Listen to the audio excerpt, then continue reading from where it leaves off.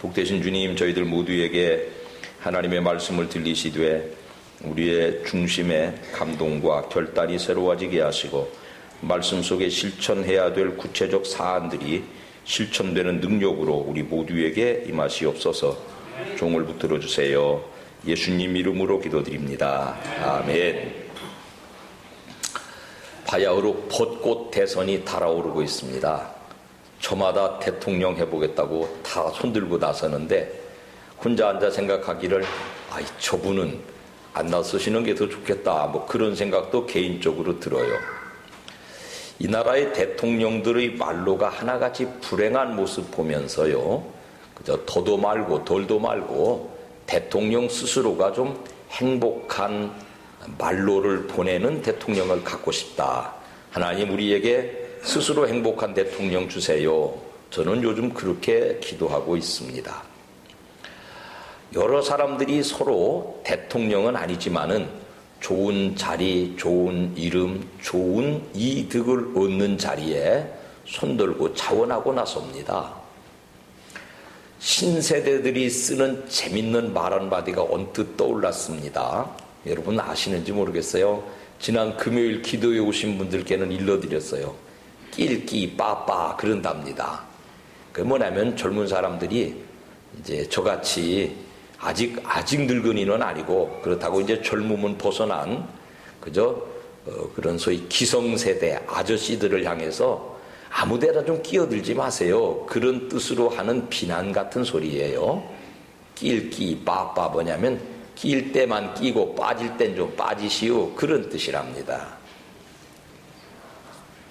그러고 보니까 하나님이 쓰시는 사람도 낄 때 끼고 빠질 때 빠지는 사람이라는, 빠질 때는 아주 사람들이 흔적도 찾아볼 수 없이 빠져버리는 사람이라는 것을 발견했습니다. 요즘 우리가 사무엘상 통독하고 있잖아요. 사무엘상, 사무엘하, 열왕기상, 열왕기하 쭉 읽어보니까 주인공이 거의 다윗이고요. 조연으로 사울, 사무엘, 요나단, 그 다음에 이제 아브넬, 요압 장군, 여러 인물들이 나와요. 그 인물들을 다 살펴볼 수는 없고요. 사울 임금하고 다윗 임금하고 두 양반을 좀 모셔다가 낄 때 끼고 빠질 때 빠지던 사연을 들어보려고 그럽니다. 하나님께서 백성들의 간청을 들으셨어요. 그래서 사무엘더러 백성들이 왕 달라고 그러니까 왕 하나 만들자. 사울을 지목하셨어요. 사울을 아버지의 잃어버린 암나귀를 찾는 명분으로 헤매다가 사무엘 앞에다가 가져다 놓으셨습니다. 우연을 가장한 하나님의 인도죠. 하나님께서는 사울을 왕으로 세울 인물이라고 사무엘에게 암시를 주셨습니다. 그래서 그에게 기름 부으셨죠. 10장 1절 같이요. 이에 사무엘이 기름병을 가져다가 사울의 머리에 붓고 입맞추며 이르되 여호와께서 내게 기름을 부으사 그의 기업의 지도자로 삼지 아니하셨느냐. 자, 그러고 나니까 9절에 시작. 그가 사무엘에게서 떠나려고 몸을 돌이킬 때에 하나님이 새 마음을 주셨고 그날의 징조도 다 응하니라. 하나님 앞에 기름 부음 받으니까 새 사람이 되었답니다. 변하여 새 사람 되고, 변해서 새 사람 됐습니다. 하나님의 일에 쓰임 받을 수 있는 조건이 된 것이죠. 그러니까 백성들이 달라고 요청한 왕을 하나님이 만들어 주신 거예요. 그래서 이제 이 사람이 당신들이 원하는 왕입니다. 내세우는 절차가 남아있죠. 그 당시에 이스라엘 12지파는 각기 지파별로 대립돼 있어요. 그래가지고 우리나라 민주당, 공화당, 무슨 또 자유당, 무슨 당이에요? 당이 하도 이랬다 저랬다니까 이름도 잘 모르겠어요. 각 당에서 자기들이 대통령 해야 된다는 것처럼 12지파에서 각각 아마 자기들의 우선권을 주장하는 그런 조금 분열 갈등의 시기였습니다. 그래서 성경의 가르침을 따라서 잠언서 시작. 제비 뽑는 것은 다툼을 그치게 하여 강한 자 사이에 해결하게 하느니라. 이런저런 막 서로 자기가 왕 되겠다고 그러는 사람들의 의견을 다 통합해서 하나님의 프로그램대로 제비를 뽑게 되는 거죠. 이런 그 대선 전국 이런 그 후보자 투표들을 통해서 이제 베냐민 지파의 사울이 뽑히는 본문을 우리가 읽었다고요. 기름 부음 받았죠. 하나님께서 정하신 순서 절차를 따라서 제비 뽑혀서 왕의 자격을 합당하게 가졌어요. 자, 그런데 10장 21절 22절 시작. 베냐민 지파의 그들의 가족별로 가까이 오게 하였더니 마드리의 가족이 뽑혔고 그 중에서 기스의 아들 사울이 뽑혔으나 그를 찾아도 찾지 못한지라. 그러므로 그들이 또 여호와께 묻되 그 사람이 여기 왔나이까? 여호와께서 대답하시되 그가 짐 보따리들 사이에 숨었느니라. 하나님께서 그 숨은 곳을 드러내기까지 그 짐 보따리 사이에 그 등치 큰 사람이 다른 일반 백성들보다 머리 하나가 더 컸대요. 그 큰 덩치를 쪼그리고 짐 보따리 사이에 자기를 은닉한 사람, 자기를 숨겨두는 사람, 자기를 최소화하는 사람이에요. 서로 내가 좀 해보겠다고 나서는 사람과는 좀 반대 자리에 선 사람이죠. 그전에도 이미 그에게는 그런 면모가 있었어요. 사무엘 선지자가 그 당시 이스라엘의 지도자였는데 그를 만나고 돌아오는 길에 작은아버지가 물어요. 그 선생님께서 뭐라고 그러시더냐? 16절 시작. 사울이 그의 숙부에게 말하되 그가 암나귀들을 찾았다고 우리에게 분명히 말하더이다 하고 사무엘이 말하던 나라의 일은 말하지 아니하니라. 나라 일 뭐야? 네가 임금이 될 것이다 라고 하는 예언인데 그거 딱 감춰버렸어요. 우리 대통령 선거하는 거 보면은 친소봉대해요. 요만한 대통령이 될 만한 자격이나 지지를 이따만하게 부풀려가지고 막 이래요. 근데 반대로 네가 임금이 될 것이다 라고 기름 부음까지 받은 사울인데 그거를 싹 감춰버려요. 이 사람은 숨는 사람, 낄 때는 끼지만은 지금은 빠질 때여서 뒤로 쑥 빠지는 사람이군요. 하나님께서 이런 사울을 눈여겨보셨어요. 나중에 사무엘의 말씀 다시 읽어볼까요? 15장 17절. 사무엘이 이르되 왕이 스스로 작게 여길 그때에 이스라엘 지파의 머리가 되지 아니하셨나이까. 스스로 낄 때 끼고 빠질 때 빠지는, 자기를 최소화할 줄 아는, 자기가 끼지 않을 때 끼지 않는 겸손한 모습을 통해서 하나님이 그를 이스라엘 왕으로 세우셨다고 정의하고 있습니다. 근데 이 사람이 암사내처럼 매사에 숨기만 하는 사람이냐? 그건 써먹을 때가 적잖아요. 숨기만 하면. 빠질 때는 빠지더라도 낄 때는 끼어야 되지 않겠어요? 그래야 구색이 맞지 않겠어요? 10장 1절 다시요. 시작. 이에 사무엘이 기름병을 가져다가 사울의 머리에 붓고 입맞추며 이르되 여호와께서 내게 기름을 부으사 그의 기업의 지도자로 삼지 아니하셨느냐. 기름 부어서 왕으로 세우셨군요. 자, 그리고 나니까 어떻게 됐다고요? 9절. 그가 사무엘에게서 떠나려고 몸을 돌이킬 때에 하나님이 새 마음을 주셨고 그날 징조도 다 응하였습니다. 내면적인 변화도 있었지만 주변의 여러 가지 정황들도 사무엘이 예언한 대로 척척척 들어맞았어요. 변하여 새 사람 되고 하나님께서 세우신 왕으로서의 객관적 증거도 가졌어요. 자, 그런데 26절. 사울도 기브와 자기 집으로 갈 때에 마음이 하나님께 감동된 유력한 자들과 함께 갔느니라. 집으로 갔어요. 그 자리에서 앞서 나가지 않고 그런 일이 내게 있구나. 내 속에 변하여 새 사람 된 정체성, 사람들에게 왕으로 추앙받은 그런 환대, 그걸 다 속에다가 감추고 그냥 집으로 갔다고요.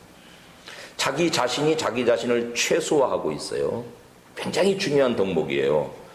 신앙은요, 신비를 포함하지만 인격의 완성이에요. 예수 제대로 믿으면 사람이 사람 돼야 돼요.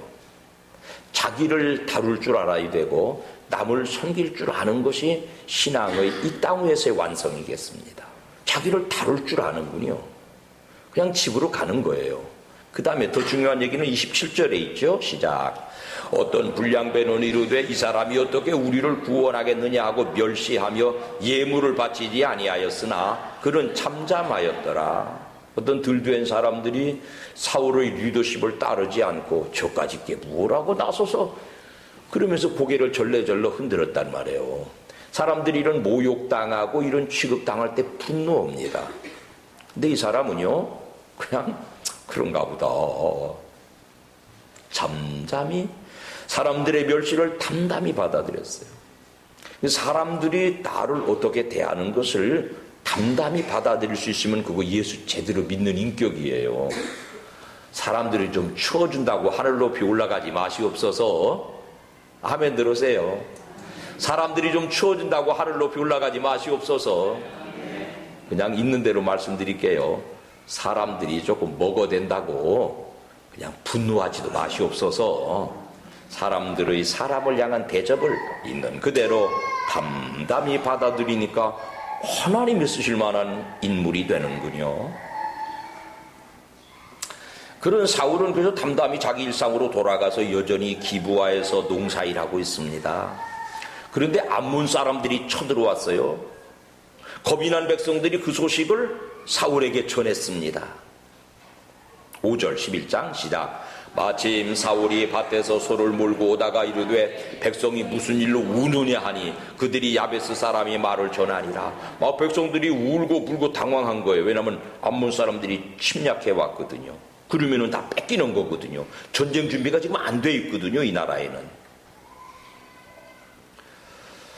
사람들이 다 울고 불고 도망가고 달아나고 숨길을 앞세운다고요. 빠져나간다고요.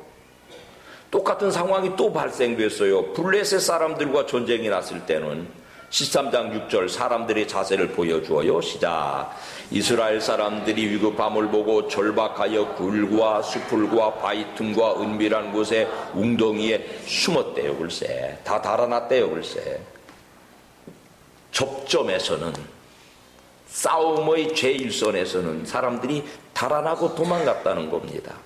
그런데 그 다음 구절 읽어볼까요? 시작. 사울이 이 말을 들을 때에 하나님의 영에게 크게 감동되매 그가 노가 크게 일어나 한결이의 소를 잡아 각을 뜨고 졸룡들의 손으로 그것을 이스라엘 모든 지역에 두루 보내어 이르되 누구든지 나와서 사울과 사무엘을 따르지 아니하면 그의 소들도 이와 같이 하리라 하였더니 여호와의 두려움이 백성에게 임하매 그들이 한 사람같이 나온지라. 여러분 빠질 때 빠져있지만 전쟁이 발생되니까 과감하게 의연하게 분출하는 용기를 가지고 전장에 앞장서서 사람들을 이끌어서 리더십을 발휘해서 일어서고 있습니다. 빠질 때는 빠지지만은 나서야 될 때는 아주 위험 있게 나서는 사람 사울의 모습을 보았습니다. 그 반대되면 안 돼요. 좀 먹을 거 있는 데는 좀 내가 할게요 앞장서다가 짊어져야 될 짐이 있으면은 슬쩍 빠져나가는 그건 바른 신앙 아니라 그 말이죠. 사울을 하나님이 발탁하시던 중요한 조건을 우리가 우리의 신앙생활에서 잘 적용하셔야 됩니다. 같이 합시다. 앞장섭니다. 영적 전쟁에 앞장섭니다. 다 했는데 저기 김관한 집사님 안 한 것 같아. 내가 딱 내가 갈굴 사람이 웬만한 김관한 집사님밖에 없어. 김관한 집사님 거기 오시오. 같이 합시다. 영적 전쟁에 앞장섭니다. 약속하신 거예요 지금 다들. 역사는 흐르고 사회는 쌓이는 게 인간이에요. 그렇게 하나님께 발탁된 인물 사울이 부패하고 타락해서 새벽에 나오세요. 그 사정을 쭉 좀 읽어보자고요. 인간들이 가는 본디 성품대로 가요. 사울을 뭐 꼭 나쁘다 그러지 마시자고. 왜냐하면 우리가 가는 길이 같아요. 잘 가다가 그렇게 거꾸로 지는 게 인간이니까요. 하나님이 그런 인간들을 붙들고 일하시려니까 하나님도 답답하신 데가 좀 있겠죠. 그렇게 겸손하고 빠져있고 자기를 최소화하는 조건이 하나님 앞에 발탁된 조건 됐는데 막상 발탁되니까 스스로를 높게 여기고 자기 방법을 앞세우고 그러다가는 그만 폐위되고 말지 않습니까? 하나님은 또 다른 사람을 발탁하셔야 돼요. 그게 다윗이에요. 명심하십시오.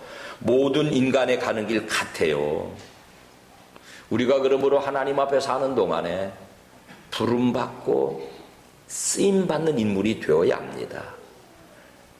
부림받다가, 부름받는 게 아니라 부림받다가 버림받는 사람이 부지기수라는 거죠. 같이 합시다. 부름받고 쓰임받자. 부림당하다가 버림당하는 건 비극이라 말이죠. 사울의 폐위를 계획하신 하나님은 사무엘 선지자를 만만하게 닥달하세요. 왕이 저렇게 됐는데 가만히 있을 거요. 16장 1절 시작. 여호와께서 사무엘에게 이르시되 내가 이미 사울을 버려 이스라엘 왕이 되지 못하게 하였거늘 내가 그를 위하여 언제까지 슬퍼하겠느냐. 너는 뿔에 기름을 채워 가지고 가라. 내가 너를 베들레헴 사람 이새에게로 보내리니 이는 내가 그의 아들 중에서 한 왕을 보았느니. 하나님의 눈에 왕이 하나 발견됐군요. 이스라엘의 아들 중에 한 사람이 왕이 됐어요. 7째 아들인지 8째 아들인지는 성경에 조금 기록에 혼돈을 주는 면이 있으니까 주보 일면을 읽어보시면 이해할 수 있겠고요. 그 집에 갔더니 큰아들 엘리압이 사무엘 앞에 지나가는데 아마 훤칠했던 모양이에요. 6절 시작. 그들이 오매 사무엘이 엘리압을 보고 마음에 이르기를 여호와의 기름 부으실 자가 과연 주님 앞에 있도다. 다른 사람보다 머리 하나가 더 큰 사울을 뽑으시던 생각에 닿았지요. 그러니까 외모가 출중한 엘리압이 바로 그 사람인 줄로 착각했는데 하나님은 대갈일성 사무엘의 마음의 시작. 그의 용모와 키를 보지 말라. 내가 이미 그를 버렸노라. 내가 보는 것은 사람과 같지 아니하니 사람 외모 보거니와 나는 중심 보느니라. 그를 낙방시키셨어요. 사울의 실패의 사례를 생각하신 것 같아요. 껍데기 훤칠하다고 그거 정말 써먹을 만한 인물이 아니라는 하나님의 경험치에서 나온 말씀이 아닐까요? 그 이외의 다른 모든 아들들이 다 하나님이 정하신 기준에 낙방되었습니다. 그때에 하나님이 쓰시는 중요한 인물을 발탁하는 그 자리에, 나라의 임금을 뽑는 그 자리에, 대통령을 급하게 다시 뽑아야 되는 그 자리에 다윗은 나와 있지를 않군요. 그런 일에는 도무지 관심도 없군요. 그거는 자기가 낄 자리가 아니라고 생각해서 빠져있는 인물이군요. 16장 11절 시작. 또 사무엘이 이새에게 이르되 내 아들들이 다 여기 있느냐. 이새가 이르되 아직 막내가 남았는데 그는 양을 지키나이다. 막내라고 하는 말이 첫째, 둘째, 셋째, 넷째, 다섯, 여섯, 일곱째, 여덟째 이 서열을 가르치는 막둥이라는 뜻이 아니고요. 이 히브리 말에 여기 막내라고 번역한 말은 못난 사람, 별 볼 일 없는 사람, 작은 자, 소자 그런 뜻이에요. 그러니까 아버지조차도 그를 별 볼 일 없는 인물로 취급했고 자기 본인 스스로도 왕을 세우는 후보자의 이름을 등재하지 않고 숨어서 빠져서 자기 일이나 하고 있던 사람이 다윗이군요. 그런데 숨은 인물을 찾아내시는 하나님은 기어이 그를 추격해서 그가 있는 자리를 찾아내셨습니다. 12절 13절요. 이에 사람을 보내어 그를 데려오매 그의 빛이 붉고 눈이 빼어나고 얼굴이 아름답더라. 여호와께서 이르시되 이가 그니 일어나 기름을 부으라 하는지라. 사무엘이 기름 뿔병을 가져다가 그의 형제 중에서 그에게 부었더니 이날 이후로는 다윗이 여호와의 영에게 크게 감동되니라. 사무엘이 떠나서 라마로 가니라. 사울을 발탁하실 때처럼 소년 다윗에게 기름을 부었더니 성령이 크게 감동하셨습니다. 악한 영이 사울 왕의 심기를 괴롭힐 때에 소년 다윗은 아름다운 연주와 찬양으로 왕궁에 들어가서 그 악한 영을 결박하는 그 일 이외에는 여전히 양을 치는 목동으로 빠져서 왕을 세우는 자리에 앞서 나가지 않고 양을 치는 목장으로 인류의 중심 무대에서 뒤로 빠져서 여전히 자유를 최소화하고 있습니다. 그러던 어느 날 블레셋 사람들이 골리앗이라고 하는 키가 2m 70cm나 되는 거인이 인소라는 군대를 이루어서 이스라엘을 쳐들어왔습니다. 그랬더니 17장 24절 같이요, 이스라엘 모든 사람이 그 사람을 보고 심히 두려워하고 그 앞에서 도망하였다고요. 사람들이 다 달아났다고요. 그때의 어린 소년 다윗을 다시 하나님이 주목하세요. 분연히 떨치고 일어났습니다. 이 다윗과 골리앗의 싸움 장면은 오늘 오후 시간에, 석양예배 시간에 말씀드릴게요. 다윗이 싸운 전략, 이 시대에도 꼭 필요해요. 지금까지 싸우던 칼과 창으로 싸우는 싸움이 아닌 멀리 떨어져서 싸우는 새로운 창조적인 전술 전략 가지고, 전에 안 해보던 것 가지고 싸워야 돼요. 언뜻 생각할 때는 골리앗이 덩치가 크니까는 그가 다윗을 이길 거라고만 착각했지만 다윗의 무기는 달라요. 곰과 사자 같은 조그마한 관역도 내가 돌팔매로 싸워서 이겼는데 저렇게 큰 관역 저까지 거야 문제도 없습니다. 이러고 나간 거죠. 오후 시간에 그 얘기는 자세히 들려드릴게요. 그래서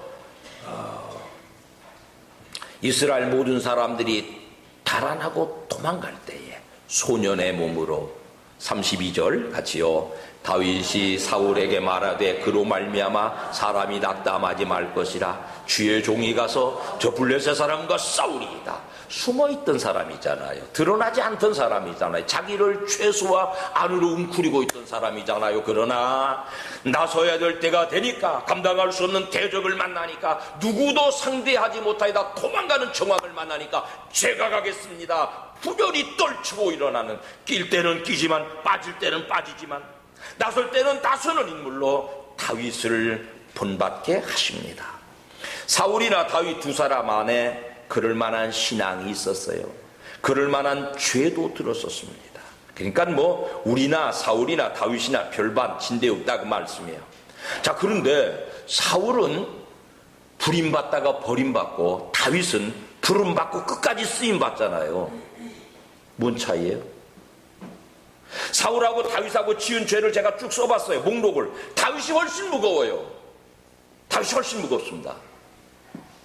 근데 어떻게 다윗은 끝까지 쓰임받고 사울은 버림받았을까? 사울과 다윗의 결정적으로 하나님 앞에 버림받고 쓰임받는 차이가 하나 있어요. 뭐냐면 사울은요, 하나님의 사람들을 재산을 가가지고 85명을 쎄려 죽여버렸어요. 다윗을 숨겨줬다는 이유 때문에. 그러니까 사울에게는 지도자가 없어요. 가르쳐주는 영적인 스승이 없어요. 배울 데가 없어요. 그때의 백성들이 왕이 없으므로 각기 자기 소견에 오른 대로 하였더라. 하나님의 뜻을 가르쳐줄 책사가 없고 지도자가 없으니까 망할 길을 갔습니다. 다윗은 살인하고 간음하고 거짓되고 인구조사하고 교만하고 별의별 짓을 다 했지만 그는 하나님의 사람들을 두려워했어요. 사울 그 못된 사람이지만은 하나님이 기름 부었다는 걸 알고는 그를 여러 번 살해할 기회가 있었지만 그렇게 하지 않아요. 나단이 와가지고 그 앞에서 죄악상을 드러낼 때에 한 칼에 처치할 수 있지만 그렇게 하지 않아요. 가르침을 받아요. 하나님의 뜻을 배워요. 사랑하는 여러분, 이 시대에 여전히 중요합니다. 여러분 각각의 왕 되지 마십시오. 여러분 각각이 여러분 의무대로 인생 살지 마십시오. 여러분의 목자, 여러분의 목사, 여러분에게 하나님의 뜻을 가르치는 여러분의 선지자, 여러분 담임 목사 말을 잘 좀 들으세요. 일러주는 대로 하세요. 그러면은 버림받지 않고 쓰임받는 복된 생애가 될 줄로 믿습니다. 하나님 실패하셨어요. 사울 하나님이 고르셨잖아요. 다윗 하나님이 고르셨잖아요. 둘 다 실패하잖아요. 하나님 여전히 실패하고 계세요. 왜요? 그런데도 하나님은 끊임없이 저나 여러분을 다시 사울처럼 택하시고 다윗처럼 택하시고 여전히 실패의 쓴 잔을 마시고 계세요. 그렇게 역사가 쌓여가는 거죠. 그렇게 인류가 흘러가는 거예요. 그리고 그 종착역에서 우리는 실패 없는 하나님의 사람, 오점을 남기지 않는 하나님의 사람 예수 그리스도 메시아를 만나게 됩니다. 예수 그리스도가 이 땅에 오시어서 우리에게 주어진 영적 전쟁 임금이 될 때까지 하나님은 계속 실패하고 계세요. 지금도 실패하고 계세요. 다윗을 그 형상으로, 메시아의 형상으로 실패했음에도 불구하고 버리지 않고 끝까지 쓰시는 거죠. 이렇게 쓸 거야 예수 그리스도를 세상에 보내서 지금 역사는 여전히 저나 여러분이 하나님 앞에 실패하는 역사 연속이 옳습니다. 하나님은 지금 사울과 다윗처럼 여전히 흠결이 있는 저와 여러분을 사용하시려고 그러세요. 불신이 암몬처럼 블레셋처럼 우리 앞에 대적하여 서 있습니다. 하나님을 알지 못하는 무지와 불신의 영은요, 많은 사람들의 삶에 무의미를 가져다 줍니다. 의미 없다고 생각해요. 궁극적인 의미가 없어 이 땅에서만 잘 맞고 잘 사는 곳에 지쳐서 많은 사람들이 신음하고 있죠. 내 뜻대로 되지 않은 세상을 향한 분노, 그로 인한 좌절, 거기서 파행된 그릇된 신앙인 이단에 빠지는 경우도 거기서도 답이 없으니까는 인간의 쾌락으로 전락되는 모습도 봅니다. 이런 모든 비신앙적 현상들을 합치면은 같이 합시다. 고통. 다시 한번 시작. 고통의 세계 어두움의 영이 하나님의 백성 사울이나 다윗을 필요로 하는 하나님의 백성 앞에 진치고 서 있습니다.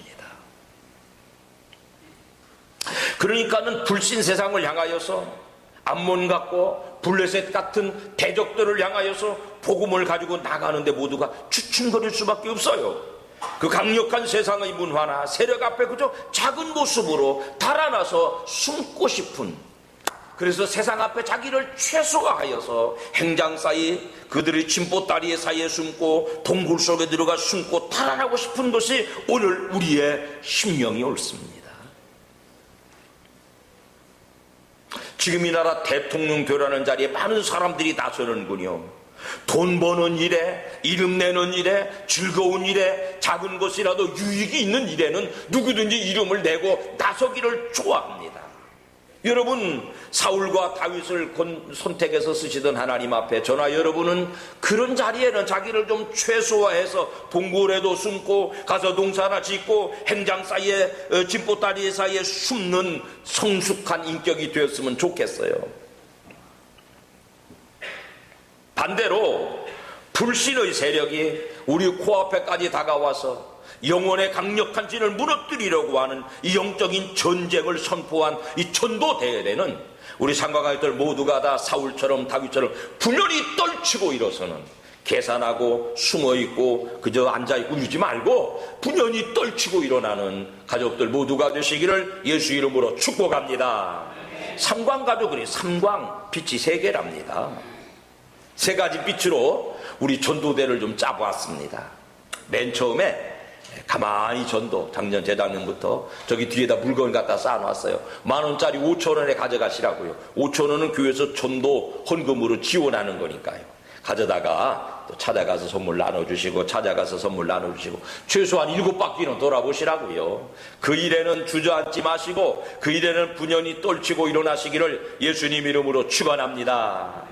두 번째로는요, 여리고성을 멀찌감치 빙글빙글 돌던 이스라엘 백성들처럼 우리 지역사회 주변을 빙글빙글 돌면서 그들의 복음을 향해서 굳게 닫힌 마음이 열릴 때까지 행진하는 봉사자들로 헌신한 분들도 계십니다. 칼갈이 봉사단을 제가 명단 발표하겠습니다. 이따가 1시 반에 모이신다니까요.